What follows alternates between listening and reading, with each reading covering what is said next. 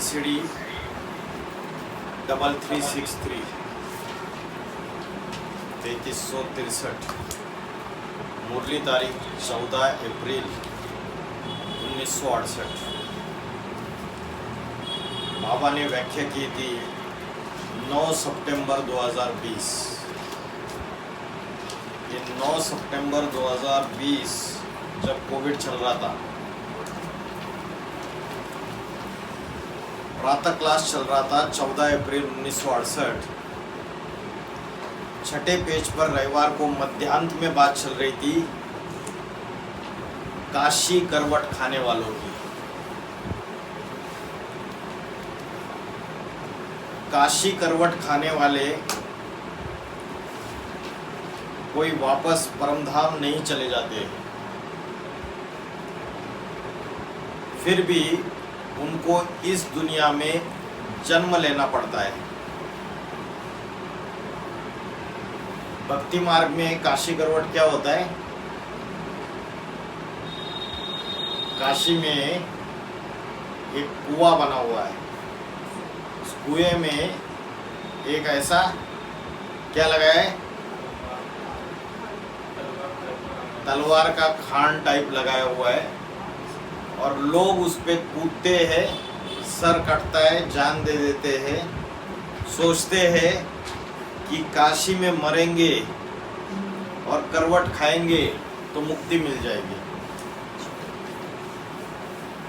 तो बाबा ने बोला कि ऐसा नहीं कि परमधाम वापिस चले जाते।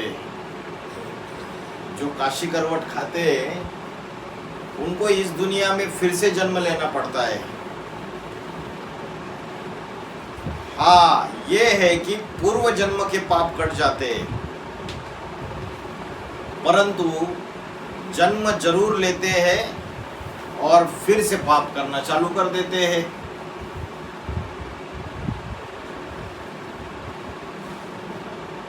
तो बेहद में काशी करवट खाना मना। काशी देवान नानी बनी है, उसमें देवान से मरो। देहाभिमान से मरना या नष्टो मोहा, काशी करवट खाना। काशी का अर्थ है, काश से माना तेज, याद रूपी तेज। तो ब्राह्मणों की दुनिया में कोई काशी नगरी भी है, काशी भी है और काशी नगरी भी है। तो बाबा ने जो सूर्यवंशियों का संगठन बनाया था, जिसमें नष्टो मोहा, देह के संबंधी देह के पदार्थ,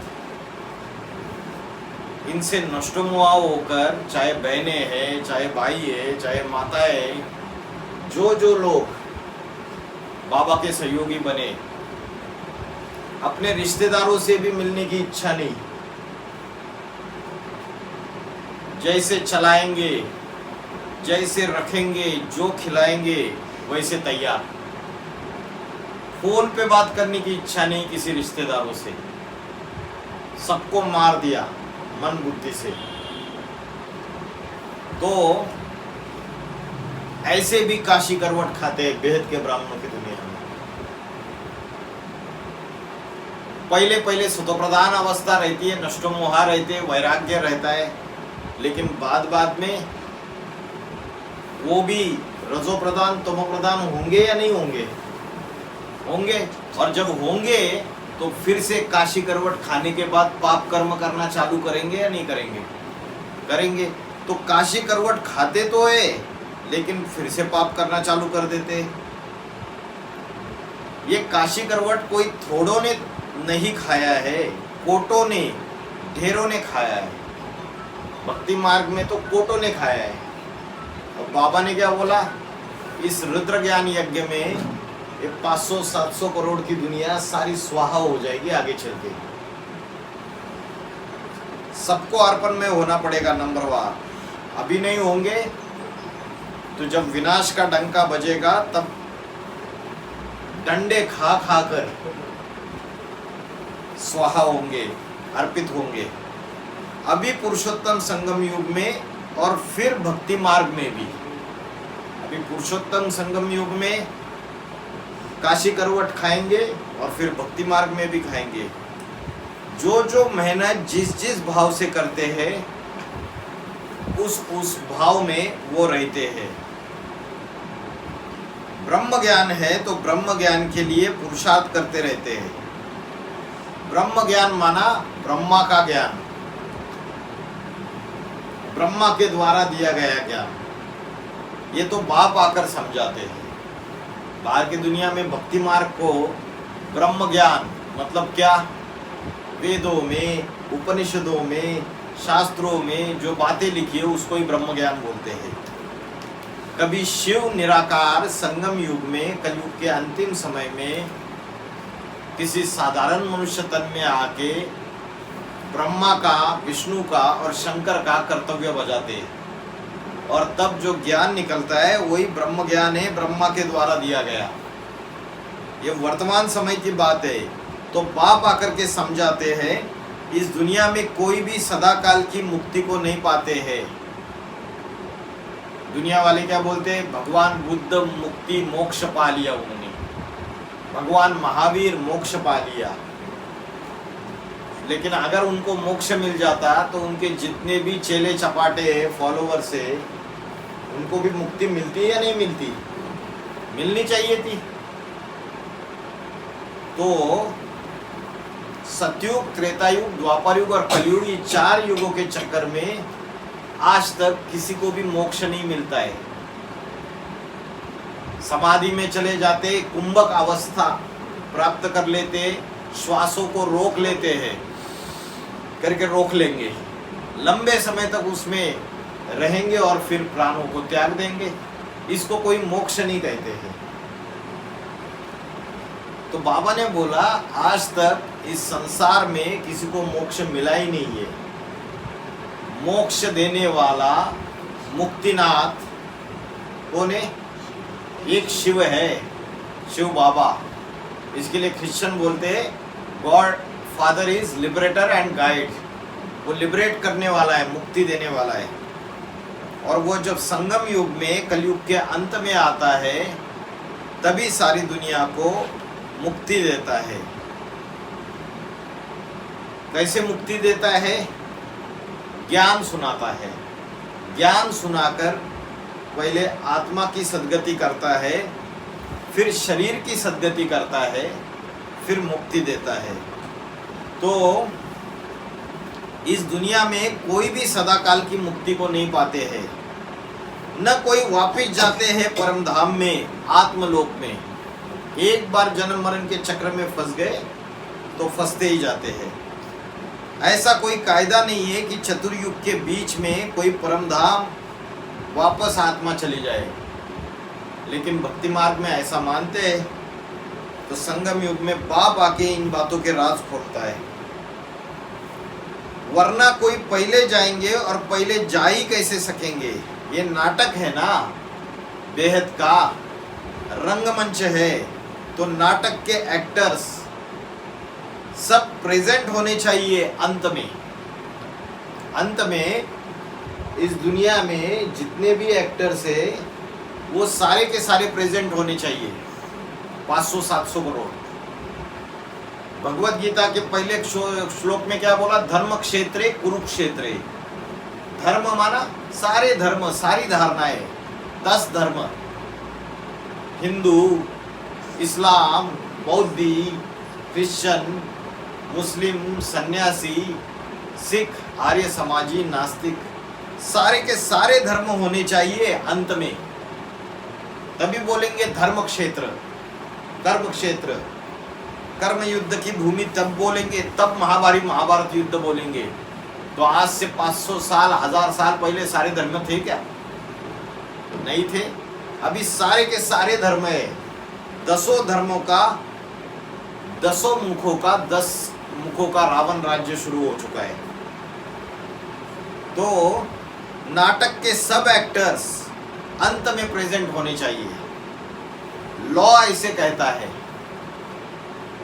कोई भी वापस नहीं जाते। तो ये बच्चे जानते हैं कि सब वहाँ परम धाम से, आत्मलोक से, सुप्रीम अबोर्ड से कहाँ आ जाएंगे? सभी एक्टर्स आ जाएंगे घर से, भेद का घर है ना, किसको जाना है, कहाँ जाना है।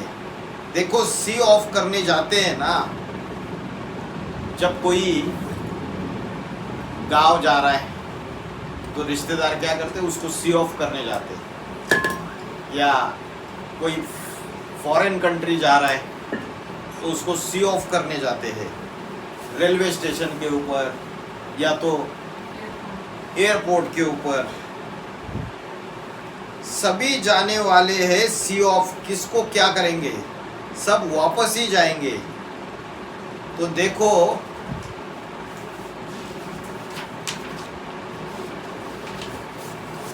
सी ऑफ तो उनको करना चाहिए, पर तुम बच्चे तो जानते हो कि ये सबको, तुम जानते हो कि सभी जो भी यहाँ मनुष्य मात्र है ना, वो सब चले जाएंगे। तो सारी की सारी दुनिया जब विनाश हो जाएगा तो सारे के सारे चले जाएंगे या नहीं चले जाएंगे? चले जाएंगे। परम धाम तुम बच्चे इस सृष्टि पर उतार लेंगे तो 4.5 लाख आत्माएं स्थूल परम धाम जाती है क्या? नहीं।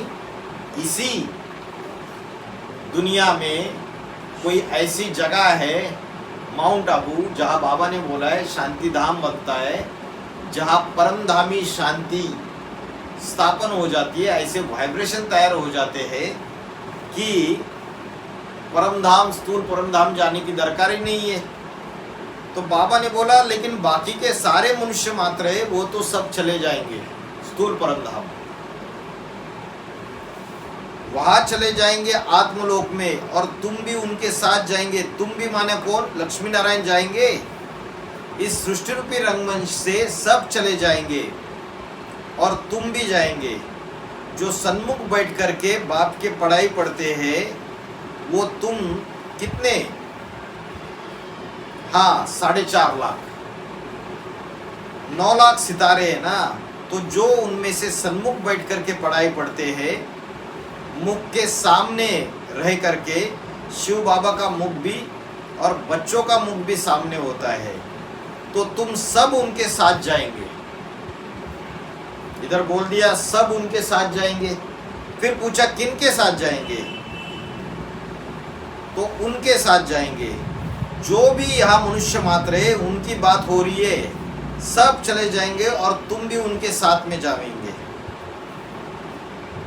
कितने कुछ है, उनकी गिनती विनती बताई बाबा ने कुछ। शिव बाबा के साथ चले जाएंगे नहीं, बहुतों को कहा जाता है, उनके माना बहुतों को कहा जाते हैं। 500 करोड़ जाएंगे, 500-700 करोड़ जाएंगे। हाँ, सबके साथ तुम भी जाएंगे। थोड़े से रह जाएंगे। कौन थोड़े से रह जाएंगे? थोड़े से बचेंगे तो कहेंगे हमने सबको सी ऑफ किया। मतलब बाबा का कहना है उन 4.5 लाख में भी कोई थोड़े हैं जो बचेंगे और वो कहेंगे कि हमने सबको सी ऑफ किया। सी ऑफ किया, सभी कहाँ गए? सी ऑफ किया तो सभी लोग कहीं तो गए होंगे। देखो सतयुग का ख्याल करो, इस समय में ही ख्याल करना है। जरूर इस समय में जब हम सतयुग की स्थापना हो रही है तो कितने करोड़ों मनुष्य है इस दुनिया में। ये करोड़ों मनुष्य को इनको सी ऑफ करेंगे तो कौन है? कोई हिसाब किताब है? जो राजधानी स्थापन होंगी उसमें पहले पहले कितने रहेंगे? 8 रहेंगे ना। तो हम सब जो ये 500-700 करोड़ है, इनको भी ये अष्टदेव सी ऑफ करेंगे। फिर हम आकर के अपनी राजधानी में सी ऑफ करके फिर बैठे रहेंगे। 1, 2, 10, 20, 50, 100 को सी ऑफ करेंगे, 200 को करेंगे। तुम हिसाब करो कितनों को सी ऑफ करेंगे। दुनिया वालों तो 100-200 को सी ऑफ करते हैं। जब हज करने जाते हैं, हज की यात्रा में, तो मुसलमान कितनों को सी ऑफ करते हैं? तुम हिसाब करो कितनों को सी ऑफ करेंगे। सी ऑफ का मतलब ये नहीं कि जावेंगे ना, बुद्धि से जावेंगे। आत्मा जानती है मच्छरों के माफिक सबको जाना है। जैसे मच्छर होता है उसके माफिक सबको जाना है। मच्छर को जब मारते हैं फटाक से मर जाता है तो कोई देहाभिमान नहीं होता है। तो बाबा ने बोला ऐसे ही मच्छर के मुहाफिक चल जाएंगे शांति धाम। तुम आए ही हो शांति धाम में। अरे तुम्हारी तो बात ही बिल्कुल वंडरफुल है, एकदम वंडरफुल बात है ना। तो बाबा तुम करके पुकार रहे। तो ये जो तुम है ये कितने हैं? 8 है, अष्टदेव है। बाबा पूछ रहे कि बुद्धि से जानते हो कि सब चले जाएंगे क्या वापिस? इस दुनिया में थोड़े ही छोड़ के आना है, सब मूल वतन में चले जाएंगे। क्योंकि मूल वतन तो जो के तो जब फूल है तभी तुम जानते हो कैसे आते हैं कैसे रहते हैं। इस बात में भी तुम्हारी बुद्धि काम करती है।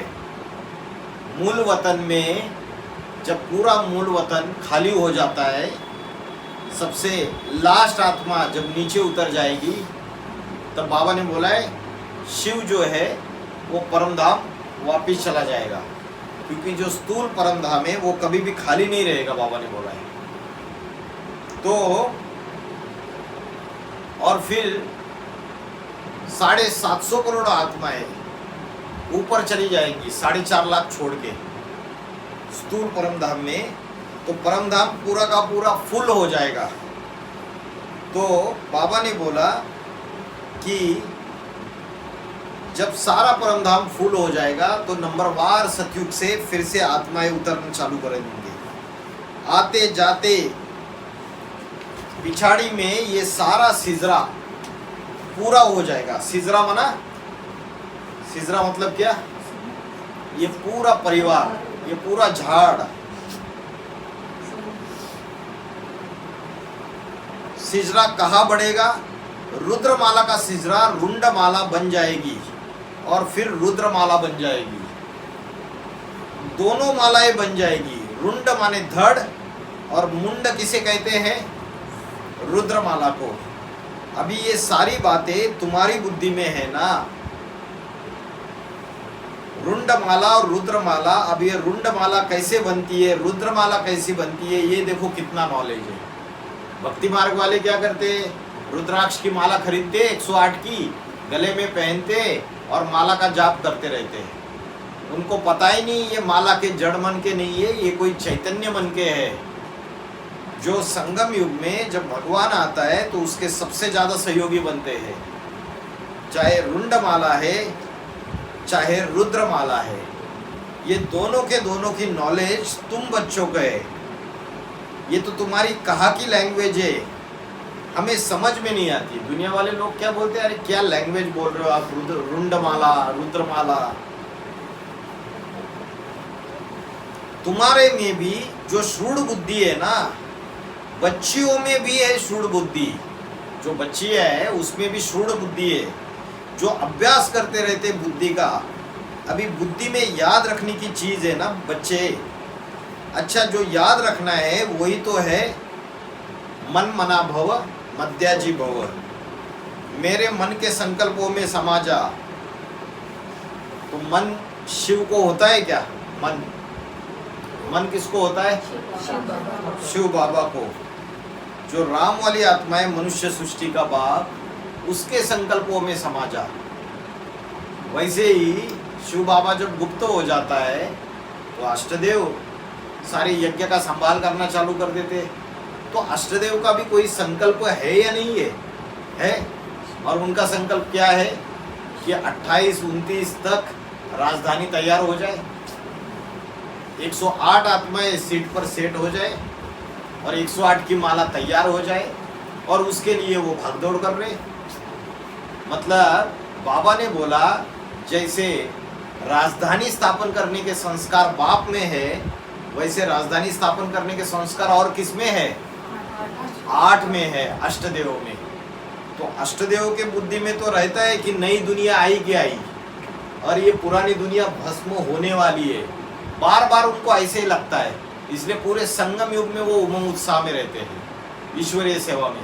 बाकी कितने आए और मर गए, कितनों ने तो शादियां भी कर ली, यज्ञ छोड़ के चले गए, ना मुरली सुनते हैं, ना ज्ञान में कोई इंटरेस्ट है, ना बाबा के ऊपर निश्चय बुद्धि है, ना परिवार के ऊपर निश्चय बुद्धि है। लेकिन अष्टदेव जो है उनको वो नशा संगम युग में हमेशा रहता है। तो मन मना भव जो अष्टदेव का परिवार होगा, वो अष्टदेव के जो संकल्प है ईश्वरीय सेवा के, बाप को प्रत्यक्ष करने के, उस संकल्पों में समाना चाहिए या नहीं समाना चाहिए?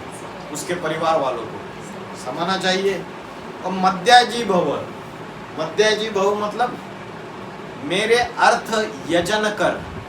यजन कर मतलब जो भी कर्म कर रहे वो मेरे अर्थ कर, एक परमात्मा के अर्थ कर्म कर।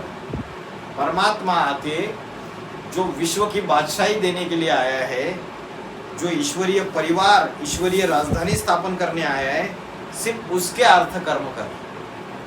मेरे में मन लगा और मेरे मन में समा जा।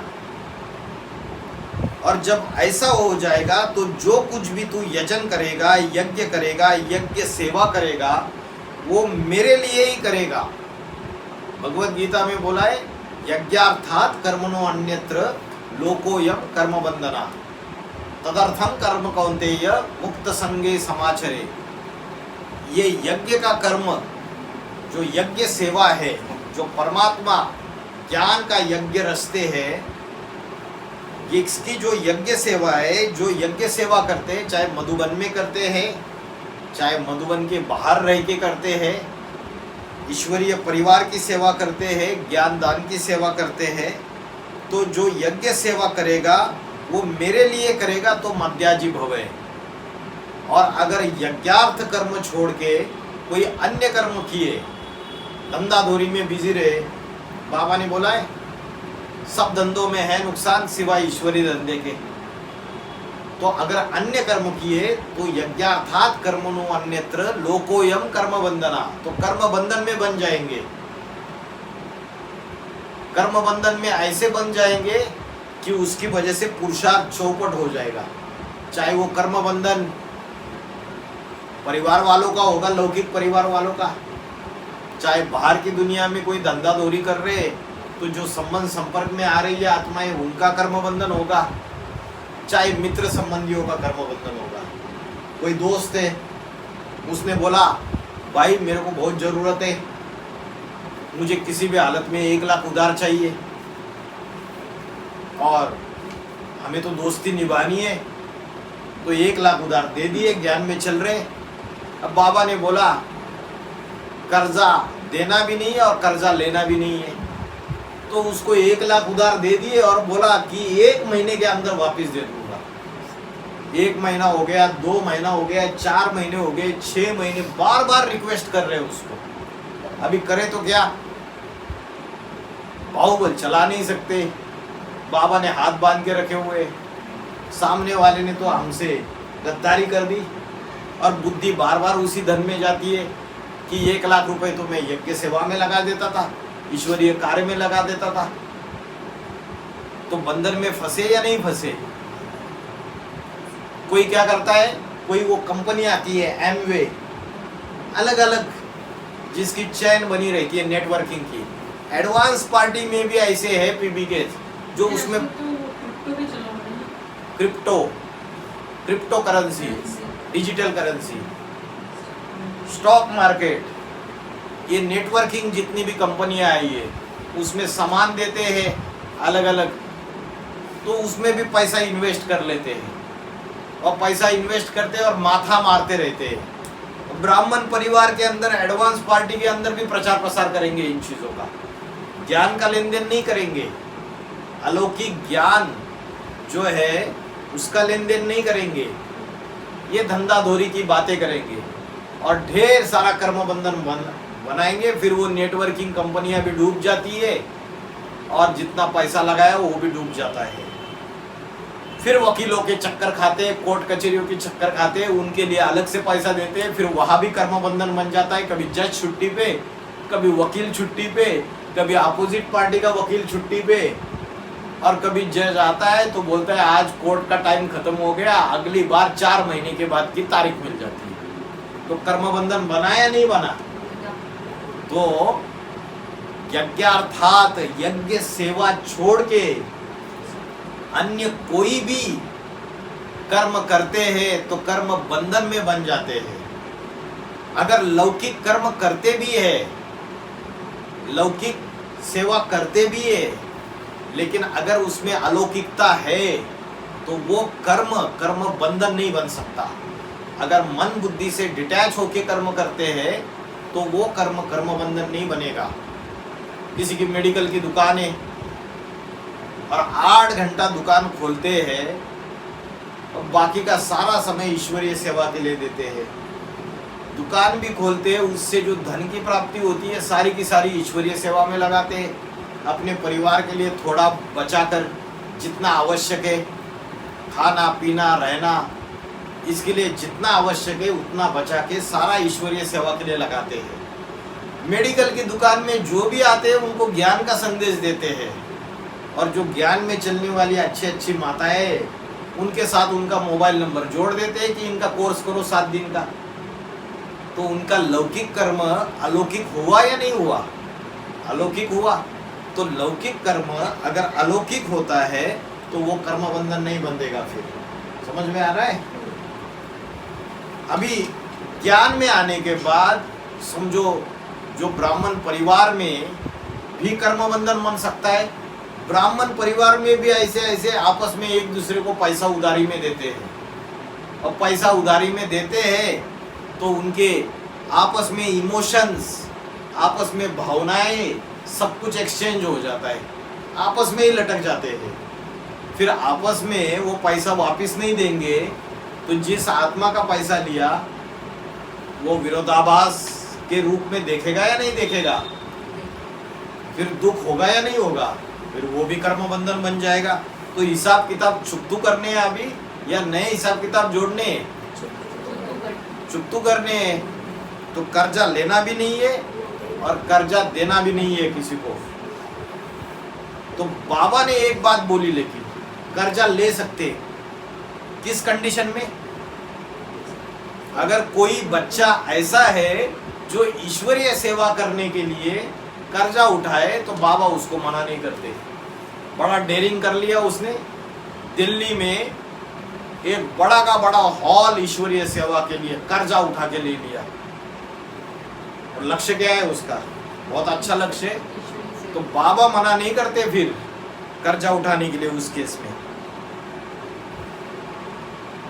तो ये बातें अनेक प्रकार से बाप समझाते हैं। मन मना भव मत्याजी भव, मेरे अर्थ यजन कर, और मेरे अर्थ यजन करेगा, यज्ञ सेवा करेगा तो कर्म बंधन में नहीं बंधेगा।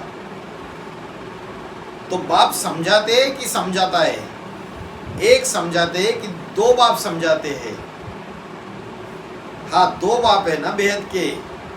याद करने के लिए समझाते हैं कि बरोबर हम पहले रुद्रमाला में जाएंगे, पीछे हम रुंडमाला में आएंगे।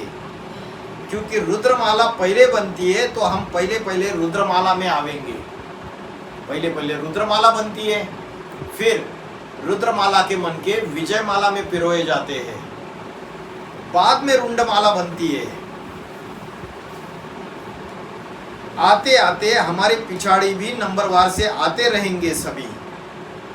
कहाँ आते रहेंगे? यहाँ आते रहेंगे। बाबा ने बोला यहाँ माने कहा जहाँ बाप बैठे, रुंडमाला में बैठे बाप या रुद्रमाला में बैठे?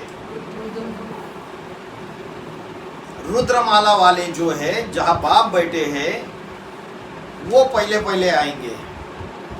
तो कितनी बड़ी रुंडमाला और कितनी बड़ी रुद्रमाला। रुंडमाला का तो बाबा ने समझाया ना, रुंड का ऐसे बनाते जैसे पेड़ा बनाते हैं। पेड़ा बनाते हैं तो खिलाते हैं कि नहीं?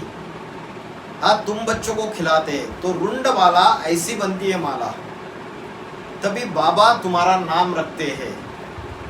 नाम रखते हैं तुम्हारा। तो बाबा ने किसकी उपमा दे दी? पेड़ा। पेड़ा क्या होता है? मीठा मीठा मिठाई होती है, गोल गोल होता है। तो बाबा ने बोला जब रुंड माला बनती है तो रुंड माला विजय माला है। तो जो विजय माला है उसकी आत्माएं स्वभाव से मीठी होती है, कड़वी होती है? मीठी होती है। तो मीठी आत्माएं जो है, धारणा युक्त आत्माएं, उन आत्माओं को बाबा क्या करते? बाबा बोलते रुद्रमाला को फिर पेड़ा खिलाते। मतलब विजय माला के जो मन के है, जो धारणा युक्त जो आत्माएं, वो रुद्रमाला के साथ मिल जाती है। रुद्रमाला की आत्मा और विजय माला की आत्मा, इनकी जोड़ी तैयार हो जाती है। तो रुद्रमाला की आत्माएं मीठे है बहुत ज्यादा या कड़वे भी है? कड़वे है। जन्म जन्मांतर के राजा बनने वाले आत्माएं है ना। तो राजाओं ने जितनी मारकाट की, जितने युद्ध किए, जितनी हिंसा की और जितने भोग भोगे, उतना विजय माला के मन को नहीं भोगे और सबसे ज्यादा नीचे गिर गए। पावर सारी क्षीण कर दी। सामना करने की शक्ति राजाओं में ज्यादा होती है। तो मीठे हमेशा नहीं रहते हैं, कड़वे भी बनते हैं। तो बाबा ने बोला रुंड माला ऐसी बनती है, तभी बाबा तुम्हारा नाम रखते हैं। फिर से तुम्हारा बोल दिया। क्या नाम रखते हैं तुम्हारा? Light house. सब जितने भी धर्म वालों की माला है उन सबको ठिकाने लगाते रहते हो। लाइट हाउस होता है ना, बड़ा का बड़ा पावर हाउस होता है, और जो बंदरगाह होते हैं वहां भी होता है। तो जितने भी जहाज है वो उस लाइट हाउस को देख के उस बंदरगाह में आके पहुंच जाते हैं। तो सबको ठिकाने लगाते हैं ना।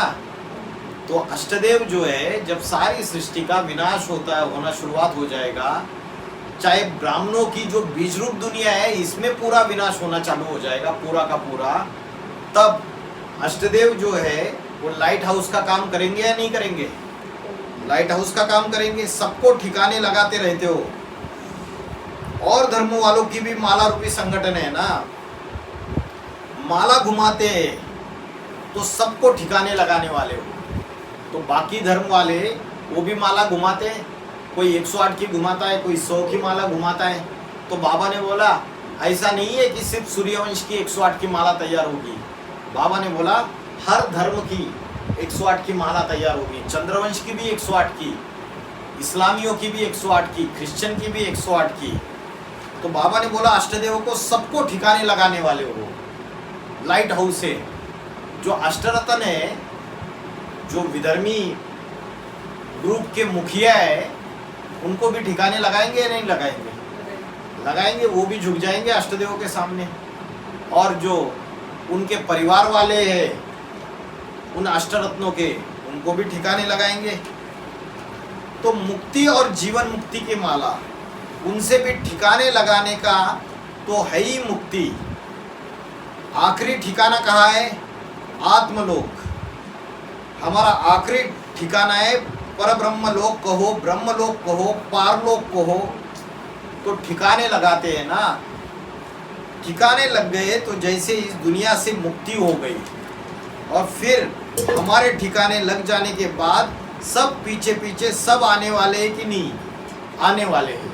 तो बाबा ने इस वाणी में बोला अष्टदेव सारी दुनिया को सी ऑफ करते हैं। और दूसरी बात बोली लाइट हाउस बन के सबको ठिकाना लगा देते हैं। मतलब जो एक पॉइंट बताया बाबा ने, सबको मुक्ति देने के निमित्त बनेंगे अष्टदेव। अगर बूढ़ी दादी होगी, है ना, बूढ़ी दादी होगी, उसको भी मुक्ति देंगे। जब तीर्थ यात्रा जाते हैं तो बूढ़ी दादी बोलती है भाई मैं तो चल नहीं पाऊंगी, मेरे अंदर तो ताकत ही नहीं है, मैं तो कमजोर हूँ, है ना। वो बोलती है मैं नहीं चल पाऊंगी। तो बाबा बोलते हैं अष्टदेव सबको मुक्ति देने के निमित्त है। जो बूढ़ी दादी है, मतलब कमजोर से कमजोर आत्मा है, उनको भी मुक्ति देने के निमित्त बनते हैं। हम ठिकाने लग जाएंगे तो पीछे पीछे सब आने वाले हैं। सब में कौन कौन है? कौन सी माला रूपी संगठन पीछे आने वाले हैं? जो 8 है उनके पीछे कौन कौन आएंगे? जैसे 5 तत्व है दुनिया में शाश्वत है, विनाश हो जाता है, पृथ्वी जल वायु अग्नि आकाश, ये जो 5 है ये सृष्टि पर व्यक्त रूप में रहते हैं या नहीं रहते हैं? रहते हैं। तो 12 गुना 9, 12 निम्मा 108, 108 रहते हैं क्या? बाबा ने पूछा 108 सृष्टि में सदा काल व्यक्त रूप में रहते हैं क्या? तो बाबा ने बोला 8 रहते हैं। 8 की गिनती में बताओ कौन से देवता है? बाबा ने बोला 8 की गिनती में देवता है कौन से बताओ। सिर्फ सूर्य देव है क्या या बाकी के भी देवता है? नाम बताओ कौन से देवता है? सूर्य देव है, कुबेर है, अग्निदेव है, यमदेव है या धर्मराज को, वरुण देव है, और कौन से देव है? निकृति है, और कौन रहेगा? वायुदेव है। तो बाबा ने बोला कि 8 की गिनती में बताओ कौन से देवता है। 8 के पीछे पहले तो सूर्यवंशी। देखो अभी ये जो प्रश्न रहता है ना ब्राह्मणों की दुनिया में, जो 8 के ग्रुप बन रहे हैं, ये सूर्यवंशी है या दूसरे धर्म के ग्रुप है? 5वें नंबर का पूर्वज क्रिश्चियन धर्म का पूर्वज है, तो उसका ग्रुप क्या क्रिश्चियन धर्म का है क्या? अरे 5वें नंबर का पूर्वज अंतिम जन्म में क्रिश्चियन धर्म में नीचे गिरता है, लेकिन बाबा ने बोला है पक्के सूर्यवंशी अष्टदेव 8। और 2018 में अष्टदेव जब बाप समान बन जाते हैं तो क्या अपना छिलका उतारते हैं नहीं उतारते? उतारते। जब छिलका उतार के बाप समान सूर्यवंशी बन जाएंगे तभी तो अपना परिवार तैयार करेंगे, उसके पहले अपना परिवार तैयार नहीं कर सकते। तो बाबा ने बोला 8 के पीछे पहले कौन जाएगा? पहले तो जितने भी सूर्यवंश होंगे वो जाएंगे सूर्यवंशी। जो फॉलो करने वाले सूर्यवंशियों को फिर वो आएंगे। जो सूर्य को फॉलो करते हैं वो सूर्यवंशी, वो पहले अष्टदेवों के पीछे आएंगे। समझ में आया? फिर उसके बाद चंद्रवंशियों का नंबर लगेगा। तो हर एक अष्टदेव की कितनी भुजाएं? 1000 भुजाएं। उसमें से मुख्य आत्माएं जो होगी 12 का ग्रुप बनेगा उन 1000 में से, तो सबसे मुख्य सहयोगी आत्माएं रहेगी। फिर उसके बाद जो 100 रहेंगे वो भी अच्छी पुरुषार्थी आत्माएं रहेगी, और उसके बाद बचे हुए बाकी के। तो ये जो हजारों जो है हर एक अष्टदेव के, तो 8 अष्टदेव के कितने हो गए? 8000। तो ये 8000 जो है, जब अष्टदेव जब राजधानी स्थापन हो जाएगी और अष्टदेव राजधानी में ऐड हो जाएंगे, तो पहले अष्टदेव के पीछे कौन कौन आएगा? पहले हर एक अष्टदेव की 1000 भुजाएं। तो ये 8000 आत्माएं और 8000 विजय माला से, ऐसे 16000 का राज परिवार। तो बाबा ने बोला पहले सूर्यवंशी परिवार। हाँ जी, पहले कौन सा परिवार आएगा? सूर्यवंशी। फिर चंद्रवंशी। राधा कहाँ से आएगी? चंद्रवंश से आएगी।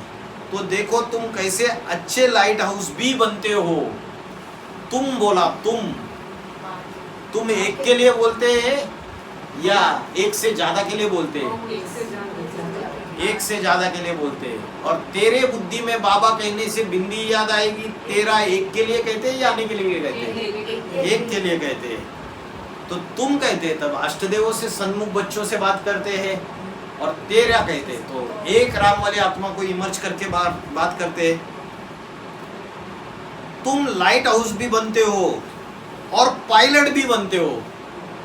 देखो और नई बात बताई, पायलट भी बनते हो। जैसे एरोप्लेन होता है और ये फाइटर जेट भी होते हैं, तो इसका कोई पायलट होता है।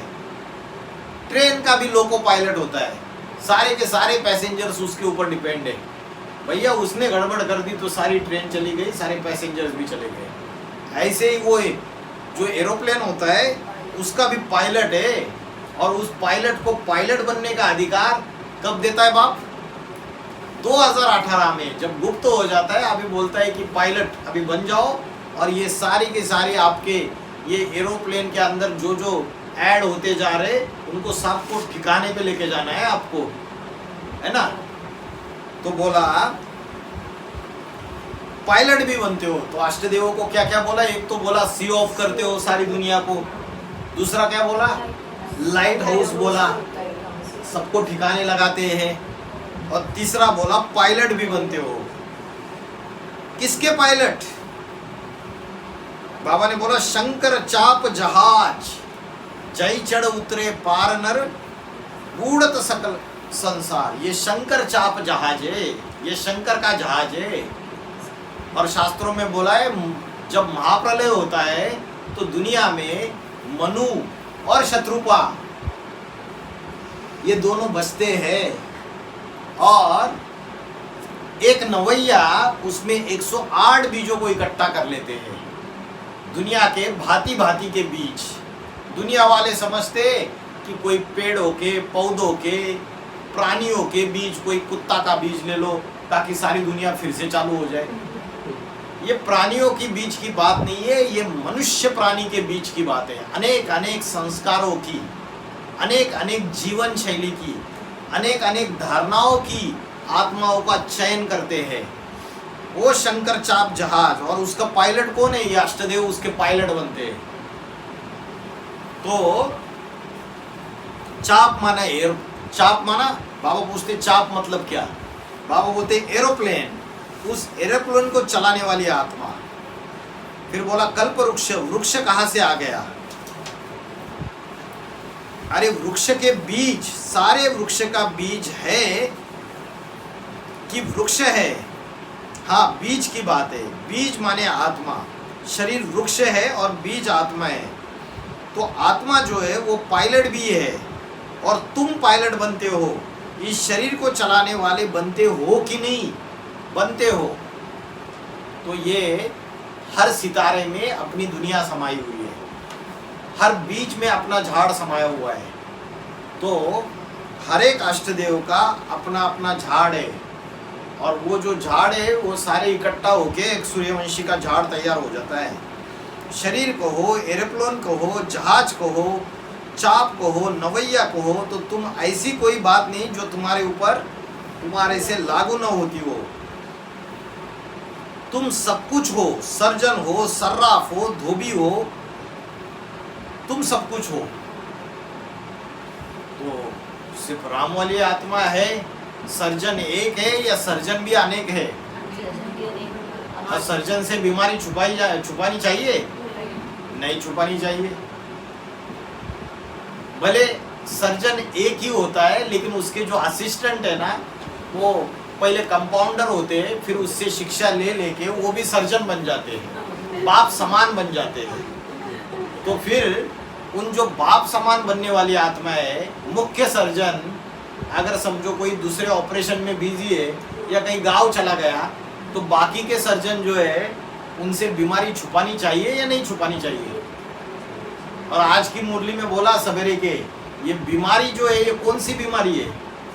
ये विषय विकारों की बीमारी है, ये जन्म जन्मांतर की बीमारी है। लेकिन कई ऐसे हैं जो बीमारी को छुपा देते हैं, बोलते हैं कि अरे अपनी सारी बातें हम इनको बताएंगे तो हम तो मतलब हमें शर्म आएगी उनके सामने, तो अपनी बीमारी छुपाते रहते हैं। तो बाबा ने बोला तुम सब कुछ हो, सर्जन हो, सर्राफ हो, धोबी हो। अच्छा, धोबी क्या करता है? कपड़े धोता है।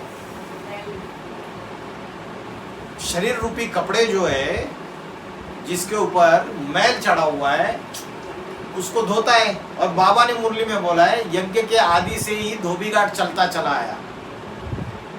तो यज्ञ के आदि में जो धोबी घाट चला, तो वो धोबी घाट में धोबी तो एक ही था, सेवकराम। और गधा कौन था?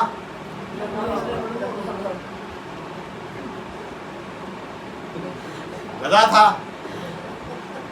अब बोलेंगे तो नाराज हो जाएंगे, हमारा तो अधिकार नहीं है ना, बाप का अधिकार है। अभी तो कृष्णपुरी का समय चल रहा है 2018 से 28, और कृष्ण वाली आत्मा सारे काम करती है, और अगर हम कुछ बोलेंगे तो नाराज हो जाएगी।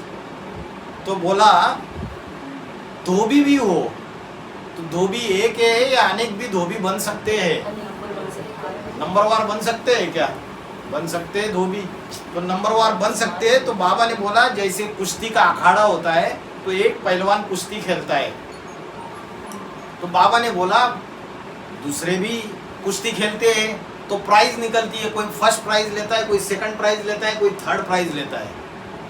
तो वैसे ही ये तुम बच्चे धोबी भी हो, अष्टदेव के लिए जो बाप समान आत्मा है उनके लिए फिर भी लागू हो सकता है। अभी इसमें से भी अष्टदेवों में जो कन्या चोला में होंगे उनके लिए लागू होगा? नहीं होगा। किसी ने कहा मालिक हो, अरे तुम सब कुछ हो, अष्टदेव विश्व के बादशाह बनते या नहीं बनते? और अष्टदेव में भी कोई एक आत्मा खास है जिसके लिए दो आत्मा है अष्टदेवों में, जिसके लिए बाबा ने क्या बोला कि विश्व की बादशाही तुमको मिल जाती है, वो सारी की सारी विश्व की बादशाही फिर तुम बाप को देते हो। वो कौन सा मन का है अष्टदेवों में जिसको सारे विश्व की बादशाही मिलती है? और बाबा ने मुरली में बोला वीसीडी नंबर 2702 में, बाप जब बूढ़ा हो जाता है तो बड़े बच्चे के अधीन हो जाता है। तो बड़े बच्चे के अधीन हो गया तो बड़ा बच्चा बाप समान बन गया ना? ऐसे पूछा, फिर जवाब दिया हाँ बाप समान बन गया। तो बाबा ने बोला उसके बाद वाक्य बोला क्रिश्चियन सारे विश्व की बादशाही बाप को दे देते हैं अंत में जाके। वो अंत कौन सा है? 2028। और वीसीडी नंबर 2711 में बोला इंफॉर्मेशन टेक्नोलॉजी के आधार पे बाप का नाम सारी दुनिया में, वो जो 5वें नंबर का पूर्वज है वो सारी दुनिया में बाला कर देता है। तो बाबा ने बोला इससे फायदा किसको होता है? इससे फायदा क्रिश्चियंस को होता है या बाप को होता है? बाप को, क्योंकि बाप का नाम सारी दुनिया में बाला हो जाता है। सारे विश्व की जो बादशाही है वो बाप को मिल जाती है। तो जो देने वाला है वो खुद बादशाह होगा तो भी तो बादशाही देगा। तो देने वाला कौन है? 5वें नंबर का पूर्वज। और लेता किससे है? भारत से लेता है और फिर भारत को ही वापिस दे देता है। तो बोला तुम सब कुछ हो, सब कुछ हो। तुम क्यों कहा? हाँ जब तुम कहा एक या दो से ज्यादा, कैसे? ये शरीर रूपी वृक्ष है ना, वट वृक्ष, कितना जबरदस्त इशारा दिया है इधर। एक है तो ऐसे पूछते रहते फिर जवाब नहीं देते, छोड़ देते हैं। बच्चों को लगता है ऐसे क्यों पूछते हैं, एक है या एक से ज्यादा है, दो है, दो से ज्यादा है। फिर बोलते हैं इतना करके ये बोला, क्वेश्चन मार्क किया, फिर बोला ये शरीर रूपी वृक्ष है ना, वट वृक्ष। शिव प्लस बाबा, शिव समान आत्मा जो है, शिव बाबा के समान जो आत्मा है वो इस सृष्टि रूपी रंगमंच पे हीरो पाठधारी बनते हैं। तो शिव बाबा कहेंगे कि नहीं कहेंगे? वो शिव बाबा भी है और निराकारी की है, साकार भी है। निराकारी भी बनता है और साकार भी बनता है। सभी खासियत तुम्हारे में आ जाती है। बाबा ने बोला निराकारी स्टेज की खासियत आती है कि नहीं? वो भी आ जाती है। अष्टदेवों में भी आती है नहीं? आती है। और साकारी भी। तुमको तो ऐसी प्रैक्टिस है ना, 1 सेकंड में निराकारी, 1 सेकंड में आकारी, 1 सेकंड में साकारी। अभी अभी जो अष्टदेवों के कनेक्शन में आएंगे वो देखेंगे अरे अभी अभी तो ये पूरा का पूरा साकारी देहाभिमान में बातें कर रहे हैं, इतनी बड़ी बड़ी आवाज में चिल्ला रहे। और अभी अभी देखा तो एकदम सीरियस स्टेज है, ज्ञान की बातचीत चल रही है, मनन चिंतन मंथन हो रहा है ज्ञान का। और थोड़े ही समय में कंप्लीट आत्मिक स्थिति में निराकारी स्टेज, आंखें निश्चल हो गई, पलकें निश्चल हो गई। साकारी सो निराकारी और आकारी भूल गए। हाँ, तो सभी खासियत तुम्हारे में आ जाती है। इसलिए महिमा जो है उनकी है, परंतु नंबरवार पुरुषार्थ अनुसार है ना। नंबर वार है, जो एक नंबर का है वो अव्वल नंबर है।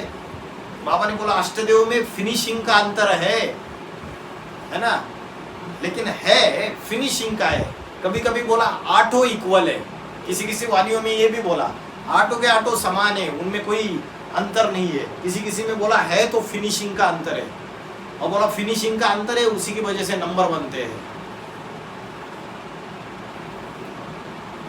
ऐसे नहीं कि दो आत्माओं की एक जैसी महिमा गाई जाएगी, दो मनुष्य आत्मा की एक जैसी हो सकती है नहीं, लेकिन फिर भी बोला कृष्ण की राशि क्राइस्ट से मिलाई जाती है, सिर्फ क्राइस्ट से मिलाई जाती है, दूसरों से नहीं मिलाई जाती। तो नंबरवार जैसा पुरुषार्थ किया है पुरुषोत्तम संगम में, ऐसी महिमा बनेगी जैसे जैसे कर्तव्य करते हैं। और बाबा ने बोला एक ही शिव बाबा की जो आत्मा है वो नंबरवार प्रवेश करके शिव शंकर भोलेनाथ की आत्मा है, क्या पाठ बजाती है? बहुरूपी का पाठ बजाती है।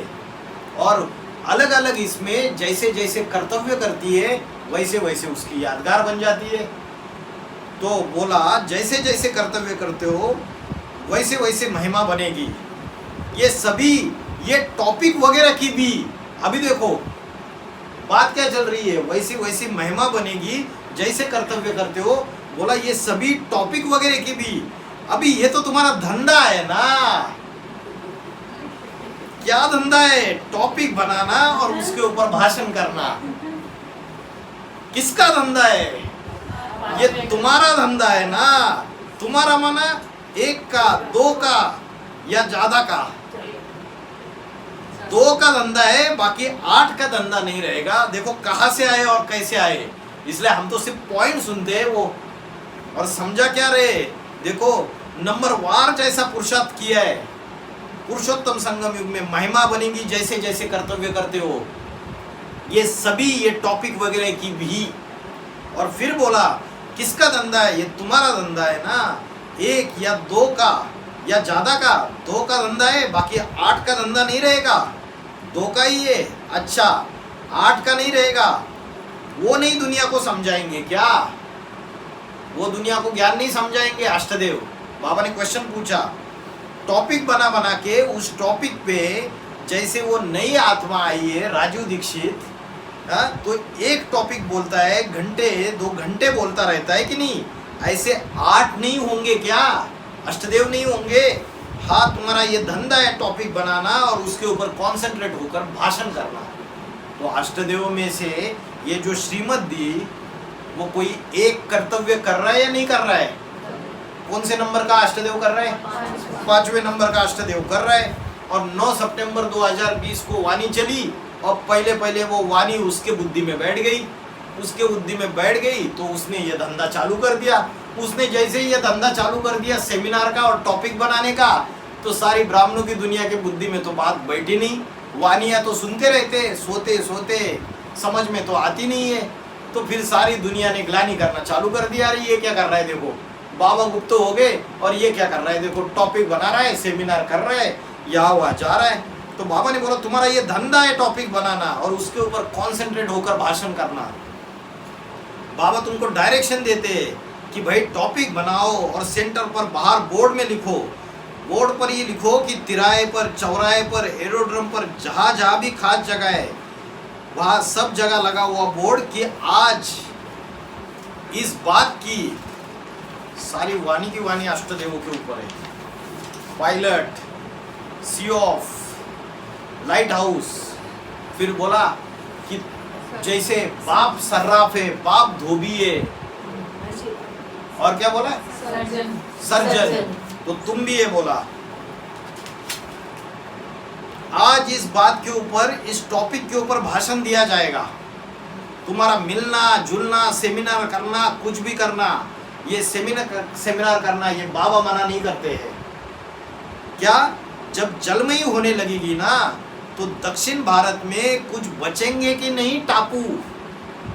अरे जब विनाश चालू हो जाएगा और सारी की सारी जलमयी होगी, है ना, सब जगह पानी फैल जाएगा पूरी तरीके से, समुद्र का जलस्तर बढ़ जाएगा एटम बम का विस्फोट होने के बाद, तो सारी जलमयी होगी, तो कोई टापू बचेंगे या नहीं बचेंगे? टापू अंत में नहीं, पहले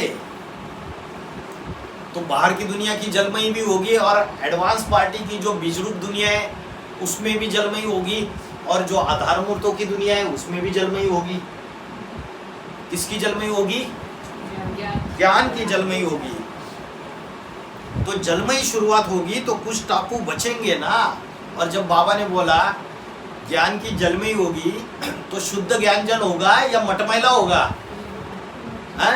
अरे जब विनाश हो जाएगा, मकान टूटेंगे, ढेर सारा मलबा उसमें इकट्ठा हो जाएगा, संगठन रूपी महल डूब जाएंगे, तो मटमैला ज्ञान होगा, मटमैला जल होगा या शुद्ध जल होगा? मटमैला होगा। तो अनिश्चय बुद्धि मौत मरेंगे या नहीं मरेंगे? बहुत सारे मरेंगे। तो बाबा ने बोला कोई टापू बचेंगे ना, पहले भारत में बचेंगे फिर दुनिया में भी। महाद्वीप कितने? 8 महाद्वीप है। तो बोला 7 महाद्वीप है, और उनमें सबसे एक ऊंचा है ब्राह्मण चोटी, है ना। तो बोला वो ब्राह्मण चोटी कौन है? एवरेस्ट चोटी। एवरेस्ट चोटी है ना। और एवरेस्ट किस साइड में है? नॉर्थ ईस्ट में बोल रहे बहन जी, नॉर्थ ईस्ट में। और नॉर्थ ईस्ट में अष्टदेव में से कौन सा देवता दिखाते हैं? ईशान्य कोण में कौन दिखाते? ईश्वर दिखाते, शंकर दिखाते। तो बाकी अष्टदेवों का तो टैली हो रहा है कि दक्षिण दिशा का अष्टदेव इस्लाम धर्म का पूर्वज, पूर्व दिशा का अष्टदेव बौद्ध धर्म का पूर्वज, पश्चिम दिशा का अष्टदेव क्रिश्चियन धर्म का पूर्वज, और अंतिम जन्म में उस जगह में, राज्य में, उस सिटी में उनका जन्म भी हुआ है। और कुबेर जो है उत्तर दिशा का पूर्वज, उसका भी जन्म वाराणसी का है, लेकिन भगवान को दिखाया ईशान्य कोण में। तो ऐसा क्या ड्रामा में राज है कि उसको एवरेस्ट चोटी भी बोल दिया, उसको ईशान्य कोण में ईश्वर भी बोल दिया। कहीं नॉर्थ ईस्ट से तो प्रत्यक्ष नहीं होने वाला है आने वाले समय में। तो बाबा ने बोला एवरेस्ट चोटी वो भी तो है कि नहीं। तो बताया कहाँ भी जाओ, देश में विदेश में, अगर बॉम्बे वाले बुलाओ तो बॉम्बे में जाओ। किसको बोल रहे हैं? अष्टदेव को बोल रहे हैं कि आर्ट का धंधा है, टॉपिक बनाना, कॉन्सेंट्रेट होकर भाषण करना, सेमिनार करना। तो बोला कहाँ भी बुलाओ वहाँ जाओ, देश में विदेश में। अगर बॉम्बे बुलावे तो बॉम्बे जाओ, सब इकट्ठा होके बॉम्बे में चले जाओ। अभी बाकी के अष्टदेव इकट्ठा होने के लिए तैयार है क्या? अरे भाई वो तो टांग खींचने के पीछे लगे हुए, बोल रहे कि जब क्राइस्ट आया, जीसस क्राइस्ट, और उसने ज्ञान सुनाना चालू कर दिया, तब उस समय 2 धर्म मौजूद थे। कौन से धर्म मौजूद थे? एक इस्लाम था जिसको यहूदी बोलते थे, जूस, यहूदी कहो, जूस कहो, और दूसरा था बौद्धि। तो ये तथाकथित जो धर्मगुरु थे वो बोले भाई ये नया कौन सा छोकरा आया हुआ है, ये नया है, बहुत ज्ञान की बातें कर रहा है, नई नई बातें कर रहा है, तो उनको ईर्ष्या द्वेष आएगा या नहीं आएगा? आएगा। उनकी सत्ता की कुर्सी हिलेगी या नहीं हिलेगी? हिलेगी। तो सत्ता की कुर्सी हिल गई, उनको ईर्ष्या द्वेष आ गया, तो इकट्ठा कैसे आएंगे? इकट्ठा आने की जगह पे क्या कर दिया उन्होंने? सूली पे ठोक के मार दिया उस बेचारे क्राइस्ट को। और सूली पे ठोक के मारना मतलब क्या? सूली पे ठोक के मारना मतलब क्या? ग्लानि करना। ऐसी ग्लानि फैला दी उसकी सारे ब्राह्मण परिवार में, ऐसी धूतेड़ी की उसकी, ऐसी थूथू थैया की देश विदेश में, ऐसा उसका वीडियो में निकाला और उसकी पूरी तरीके से पधरामणी कर दी ब्राह्मणों की दुनिया के अंदर। तो बोला कि इकट्ठे चले जाओ, बॉम्बे में बुलावे बॉम्बे में जाओ, सब इकट्ठा होके बॉम्बे में चले जाओ। वो कलकत्ता वाले बुलाए तो अच्छा, मोरीग्राम में हावड़ा के यहाँ जो वो वाले बुलाए तो अच्छा, कलकत्ता वाले बुलावे तो कलकत्ता में जाओ। कलकत्ता वाले क्या खासियत है उनकी? कुछ खासियत है क्या? कलकत्ता वाले की क्या खासियत है बताओ? क्या खासियत है माधुरी माता कलकत्ता वालों की? अरे भूल गए क्या? माइक ऑन करो और बोलो। कलकत्ता वालों की खासियत है, कलकत्ता वाले आवाज फैलाने के निमित्त बनते हैं। तो इसलिए बोला ये कलकत्ता वाले बुलाते तो कलकत्ता वालों के पास भी जाओ, लेकिन अभी जो दीदी है ना, दीदी वहां पे सेमिनार करने नहीं दे रही है, वो बाहर की दुनिया की दीदी भी नहीं करने दे रही है और अंदर की दुनिया की दीदी भी नहीं करने दे रही है। वो दीदी कौन है? कलकत्ता वालों, ममता। अरे वो ममता है, उसके अंदर ममता तो नाम की ममता है। बाबा ने बोला बंसी न पुंगो नाम है बंसीधरा और जल की न मुंदो नाम है गंगाधरा। तो ऐसा कम्युनिस्ट राज्य फैलाया हुआ है, क्योंकि उसके पहले ज्योति बसु का राज्य था बंगाल में, 20 साल प्राइम मिनिस्टर रहे लगातार, और पूरा communist chief minister West Bengal के, ऐसा कम्युनिज्म फैला दिया, ऐसा कम्युनिस्टवादी बंगाल को पूरा कम्युनिज्म, ऐसी नास्तिकता फैल गई पूरी की पूरी। और उसके बाद दीदी आ गई, बीजेपी वालों को मौका दिया ही नहीं अभी तक, हिंदुत्ववादी वालियों को, और दीदी आ गई। और दीदी भी ऐसी है जो सबसे ज्यादा किसको सपोर्ट करती है? किसको सपोर्ट करती है? इस्लामियों को, मुसलमानों को इतना ज्यादा सपोर्ट करती है कि बात मत पूछो। और उसके भाषणों में, उसके वानियों में सारे प्रूफ मौजूद है कि सबसे ज्यादा सपोर्ट करती है। तो यहाँ ब्राह्मणों की दुनिया में भी कोई दीदी होगी ना जो सबसे ज्यादा इस्लामियों को सपोर्ट करने वाली, वो करने दे रही है क्या? नहीं करने दे रही है। तो कलकत्ता वाले बुलाए, कलकत्ता जाओ, कलकत्ता वाले आवाज फैलाएंगे। आवाज नाक से निकलती है कि कान से निकलती है? कौन है वो मुख? अभी देखो वाणी में बोला कौन है वो मुख, आवाज बहुत चलाता है। फिर अष्टदेव में तो है ही है, लेकिन और एक मुख है जो बोलते हैं जय काली कलकत्ते वाली तेरा वचन न जाए खाली। हाँ, महाकाली काली है ना, जीभ ज्यादा निकली हुई है, लंबी, और ज्यादा लंबी जीभ है, उसका मतलब क्या है? बहुत ज्यादा वाचा चलाती है, बहुत बोल बोल करती है। और जो 5वें नंबर का पूर्वज है, वो जो विराट पुरुष की 10 इंद्रिय है, उसमें से कौन सा इंद्रिय है? मुख है, वाचा है। और शास्त्रों में बोला है, शास्त्रों में प्रूफ भी मिला हुआ है कि जो विराट पुरुष है, परम पुरुष है, जब उसके अलग अलग परम तत्व की इंद्रियां तैयार होने लगी, जब वाचा की इच्छा हो गई तो क्या निकला? वाकेंद्रिय तैयार हो गया, और वाकेंद्रिय से अग्नि उत्पन्न हुआ। तो बोला कि महाकाली की भी बात बताई कि बहुत जीभ लंबी है, बहुत बोलती है, बोल बोल करती है। आज की दुनिया में बोल बोल करने की वालों की आवाज फैलती है कि नहीं फैलती है? तो कलकत्ता में आवाज कैसे फैलेगी? ज्ञान का शंख बजाए बगैर फैलेगी क्या? और एडवांस पार्टी में तो सारे सोए हुए बोलते हम मनसा सेवा कर रहे, भाई योग भट्टियाँ कर रहे, घंटों घंटे बैठ रहे, ये लोग फालतूगिरी कर रहे, दुनिया में जाके ज्ञान। अरे ये तो काम बेसिक वालों का है, जो बेसिक वाले ब्राह्मण है ना, ये उनका काम है, हमारा काम थोड़ी है। हम तो 20 रुपये ब्राह्मण है, हमारा ये सारा काम नहीं है। हमारा काम क्या है? सवेरे से लेकर रात तक पर चिंतन करो। इधर से फोन घुमाओ, आबू का भाई फोन घुमाएगा हैदराबाद के भाई को, या दिल्ली में बैठने वाले भाई को, या कंपिल में बैठे हुए भाई को, वो फोन घुमाएगा, बोला यहाँ ऐसा ऐसा चल रहा है, यहाँ ये चल रहा है, झरमुई झुगमुई की बातें करना, ये धंधा है हमारा। हमारा धंधा ये नहीं कि दूसरों को संदेश दो, दूसरों को ज्ञान सुनाओ, वो तो बेसिक वाले आधार मूर्त वाले कच्चे कच्चे ब्राह्मणों का धंधा है। हम तो बीज रूप आत्मा है। अरे हमारी पहुंच बहुत बड़ी है, हमारी तो आपस में पटती ही नहीं है। इसलिए बाबा ने बोला रुद्रमाला के मन के मजबूरी से मिले हुए हैं। हम एक संगठन में इकट्ठा आके मिल नहीं सकते।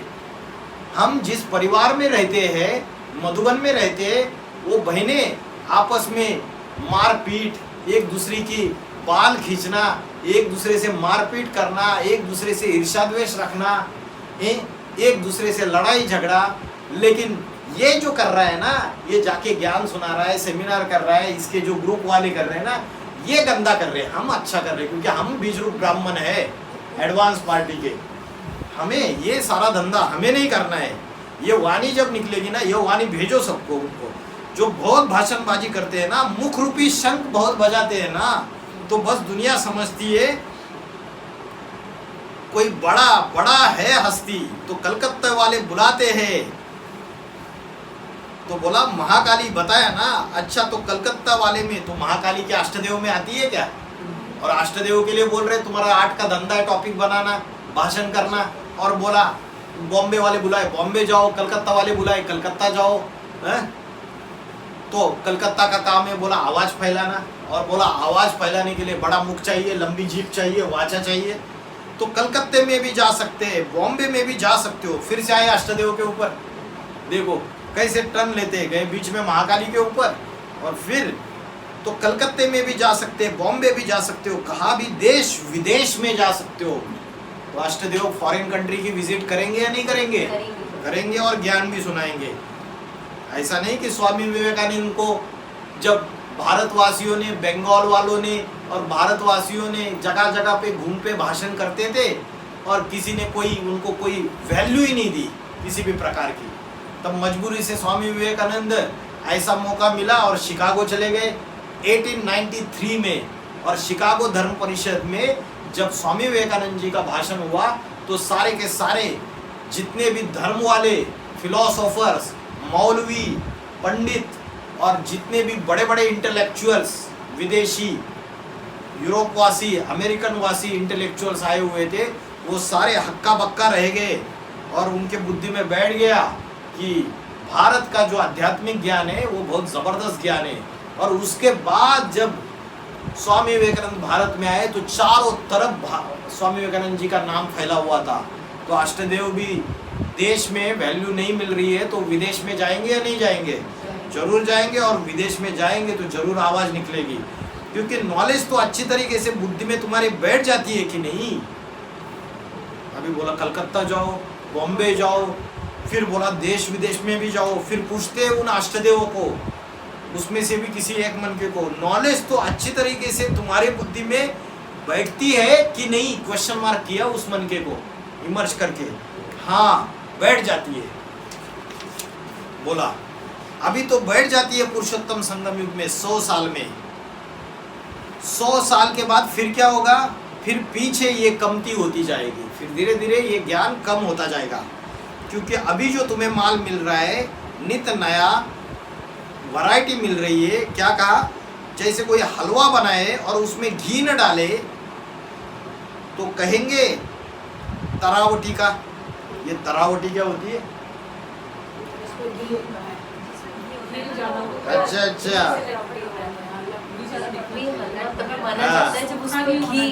अच्छा अच्छा। हाँ, तो बाबा बोल रहे हैं जैसे कोई हलवा बनाए और उसमें घी न डाले, खिचड़ी बनाए और उसमें घी न डाले तो तरावटी कहेंगे। खिचड़ी में घी न डाला और वो तरावटी है, तरावटी माल हुआ ना बच्ची, इनकी और ही जास्ती महिमा होगी। तो बाबा ने बोला कि बात चल रही है, अष्टदेवों की बात चल रही है, बॉम्बे जाओ, कलकत्ता जाओ। फिर बोला ये नॉलेज तुम्हारी बुद्धि में बैठ जाती है कि नहीं अच्छे से? फिर बोला हाँ बैठ जाती है। फिर अचानक बोला बाद में कमती होती जाती है। बोला अभी जो तुम्हें माल मिल रहा है, अभी संगम युग में ज्ञान अच्छे से बुद्धि में बैठता है। हाँ बोला अभी जो तुम्हारा माल मिल रहा है वो तरावटी माल मिल रहा है, ठीक है। तो बोला अगर घी नहीं डालेंगे तो फिर उसमें मज़ा नहीं आएगा, तो तरावटी माल नहीं होगा। तो बोला तरावटी माल होगा तो और ही उनकी जास्ती महिमा होगी। तो तरावटी माल घी, और घी कौन सा है? याद का घृत है। अगर योग युक्त होके अष्टदेव अगर ज्ञान की वाणी चलाएंगे, ज्ञान सारी दुनिया में फैलाएंगे, तो बाबा ने बोला ये तरावटी माल हो जाएगा फिर। और बोला कि तुम्हारी जास्ती महिमा होगी। फिर जो आए करके अंदर लिखे करके देखे, हाँ उनको हम भी थोड़ा समझाएंगे, इनकी और ही जास्ती महिमा होगी। और ही जास्ती का मतलब तुम्हारी जो महिमा करने वाले वो तो थोड़े हैं, रुद्रमाला में थोड़े होंगे, और चंद्रवंशियों में जास्ती होंगे कि थोड़े होंगे? जास्ती हो जाएंगे, क्योंकि रुद्रमाला वाले भी तो चंद्रवंशियों में मिल जाएंगे ना। तो सतयुग में जो कृष्ण के परिवार में वो जो उनकी फॉलोअर प्रजा होगी उनकी संख्या ज़्यादा होगी, तुम्हारे से या तुम्हारे से कम होगी, ज़्यादा होगी, 9 लाख हो जाएगी ना, तो सूर्यवंशियों की संख्या बाबा ने बोला फिर भी कम है, लेकिन जो बाद में कृष्ण का परिवार बनेगा, उनकी फॉलोवर प्रजा होगी, उनकी संख्या ज़्यादा हो जाएगी, तो और ही जास्ती महिमा होती जाएगी। स्वर्ग की बात और फिर नरक की दुनिया में इस्लामी आएंगे तो उनकी और ज़्यादा महिमा करने वाले निकलेंगे कि थोड़े निकलेंगे। तो बोला जैसे इस्लामी आएंगे तो संख्या और बढ़ जाएंगी और फॉलोवर्स बढ़ जाएंगे।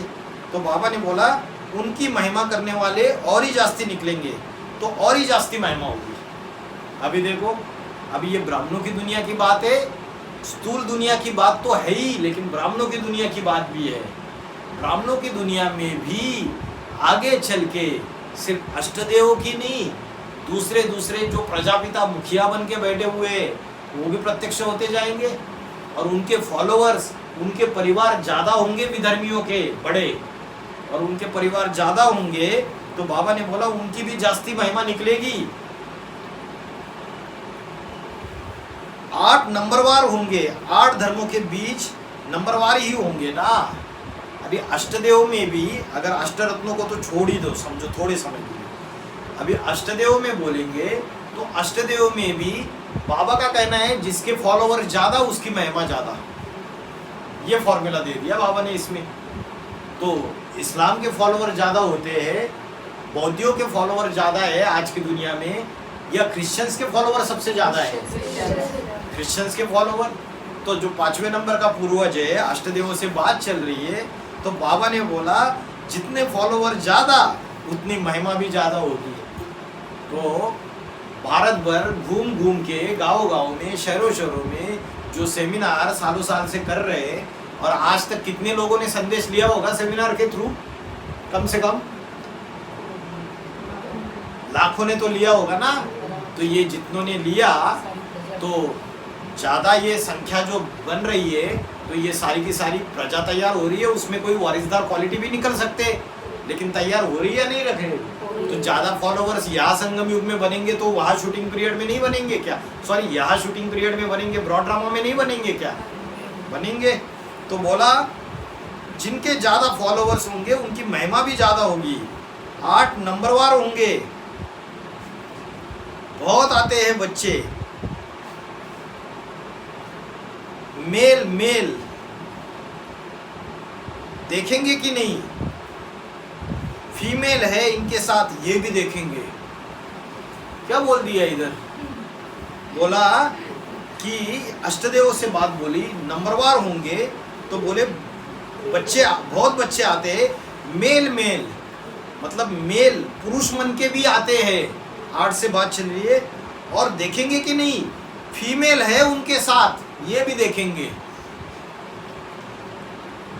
इनके साथ फीमेल है, तो बता ही देंगे भाई फीमेल है साथ में, तो अंदर जाओ, फीमेल के साथ जाओ, वो तुम्हें समझाएगी। फीमेल को कौन समझाएंगी? तो यहाँ सेमिनार होते हैं, तो सेमिनार होते हैं, और सेमिनार होने के बाद सारे के सारे नंबर किसको चले जाते हैं? माताओं के पास चले जाते हैं, कन्या माताओं के पास, फिर वही समझाती है, फीमेल को समझाएगी, और मेल को मेल समझाएंगे। अलग अलग बैठाएंगे कि इकट्ठा कर देंगे? हाँ, इकट्ठा कर देंगे तो आपस में ही उनकी बुद्धि, आपस में बातें करते रहेंगे, इशारेबाजी करते रहेंगे, कॉन्फ्रेंस करते रहेंगे। को एजुकेशन होना चाहिए कि अलग अलग रहना चाहिए मेल फीमेल को।